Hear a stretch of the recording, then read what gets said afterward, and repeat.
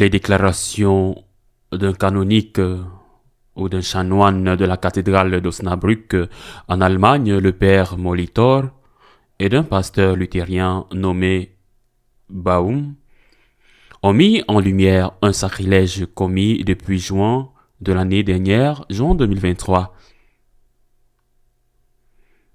Il s'agit de ce qu'ils appellent l'hospitalité eucharistique.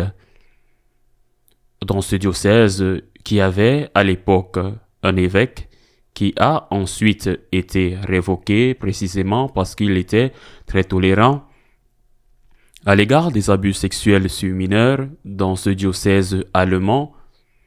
Depuis plus de 6 mois, comme je l'ai dit, les conjoints, les partenaires ou associés de catholiques qui sont protestants, luthériens, peuvent aller communier quand ils le veulent.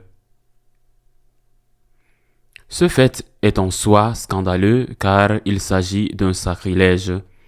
Comme on le sait, les luthériens ont une conception différente de celle des catholiques dans de nombreux domaines, mais d'une manière particulière en ce qui concerne les sacrements. Ils croient en la présence réelle du Seigneur dans l'Eucharistie, mais seulement pour la durée de la messe. Après quoi, le Seigneur s'en va et le pain et le vin redeviennent du pain et du vin. Au nom de ce qu'ils appellent l'hospitalité eucharistique, ils permettent à des personnes qui n'ont pas la foi catholique de recevoir la communion.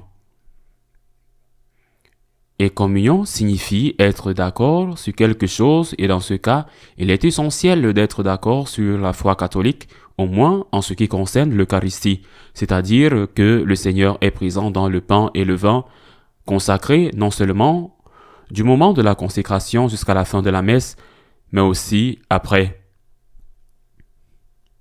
D'autre part, il faut être dans la grâce de Dieu et les luthériens n'ont pas le sacrement de la confession, donc 2 choses qui vont à l'encontre de l'enseignement de l'Église. Il n'y a pas de communion dans la foi et il n'y a pas d'acte de repentance sanctionné par la confession, par l'absolution. Le pasteur Baum le dit très clairement dans l'interview. Avant, on devait se faufiler. Maintenant, on est invité officiellement et on n'a pas à laisser sa foi au souper.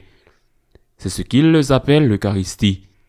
On n'a pas à laisser sa foi au souper à la porte de l'église. Il reconnaît lui-même le pasteur. Avant cette communion, avant l'Eucharistie catholique, ils étaient plus négligents avec le pain, soi-disant consacré, parce qu'ils ne peuvent pas consacrer et que ce pain qui restait était donné, dit-il, aux oies.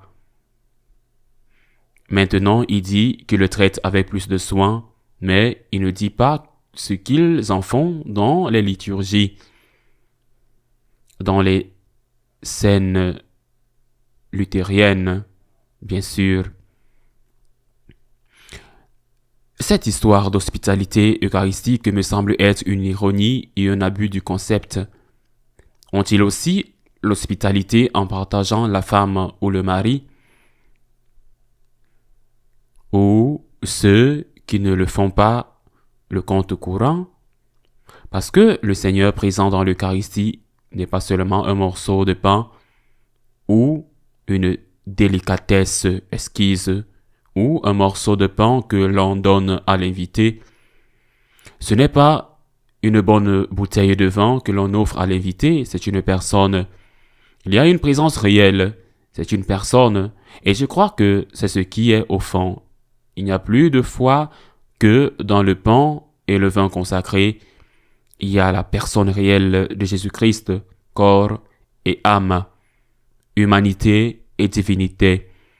Jésus est traité comme une chose, et une chose n'a pas de droit. Ce pain ou ce vin, ou ce mets bien cuisiné, que vous offrez à l'invité dans votre maison. Ce n'est pas une chose sans droit, c'est quelqu'un et non quelque chose. Ce quelqu'un, qui est le Christ notre Seigneur réellement présent dans l'Eucharistie, a le droit de décider dans quelle maison il entre et a décidé, et c'est ce que Saint Paul enseigne, et c'est ce qu'il a enseigné de manière unanime, cohérente, invariable, la tradition de l'Église depuis 2000 ans, que le Seigneur a décidé qu'il ne peut pas entrer dans la maison de quelqu'un qui est en colère contre lui, en inimitié avec lui, et qui l'a offensé, du moins si cette personne n'a pas demandé le pardon de ses péchés, et ne croit pas en cette foi catholique qui nous amène à dire que le Christ est présent dans l'Eucharistie. Non seulement au moment de la consécration, mais aussi longtemps que les espèces eucharistiques subsistent.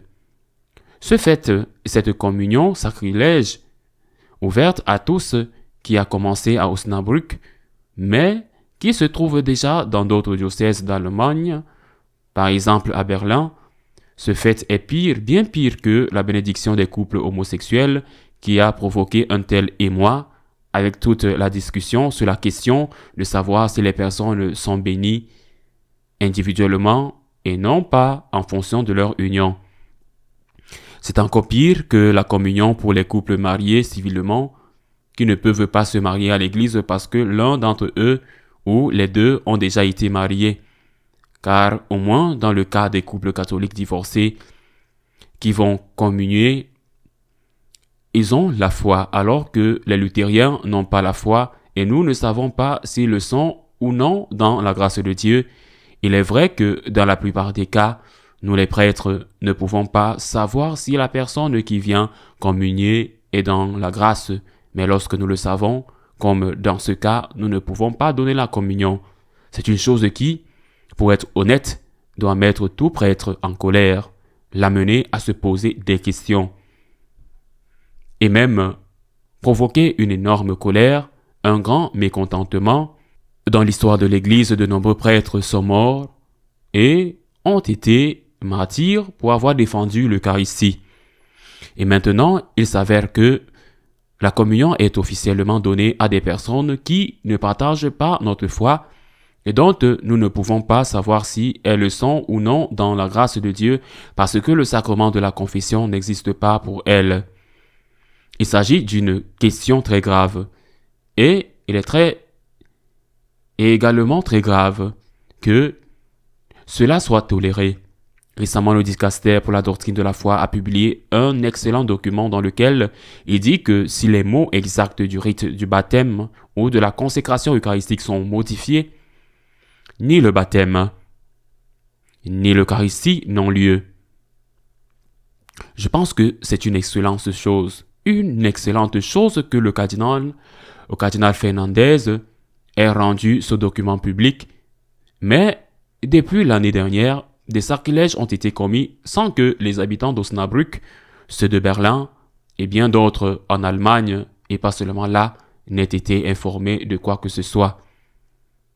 Il me semble que le silence, par exemple, du dicaster pour le culte divin ou de la doctrine de la foi elle-même est un silence qui les rend en quelque sorte complices. Il est vrai qu'ils n'approuvent pas, mais ils ne disent rien non plus. Et cela dure depuis près d'1 an. Une église qui n'aime pas le Seigneur, une église qui n'a pas l'Eucharistie en son centre, qui n'adore pas le Christ présent dans l'Eucharistie, qui ne le respecte pas, qui n'essaye pas avec les moyens dont elle dispose de faire en sorte que le Seigneur soit respecté et aimé, que le Seigneur soit adoré, que le Seigneur soit traité avec la dignité qu'il mérite. Une église qui oublie ses racines est une église qui doit se demander si le Christ est vraiment ce qu'il y a de plus important pour elle. Pour moi, en tout cas, le fait que la communion soit donnée à des personnes, je le répète, dont on sait qu'elles n'ont pas notre foi, me cause une immense douleur. Et je suis sûr que la grande majorité des prêtres et des évêques sont d'accord avec moi. Je prie Dieu pour que ce sacrilège cesse au plus vite et que ceux qui ont la responsabilité d'y mettre fin agissent également au plus vite. Prions. À la semaine prochaine, si Dieu le veut.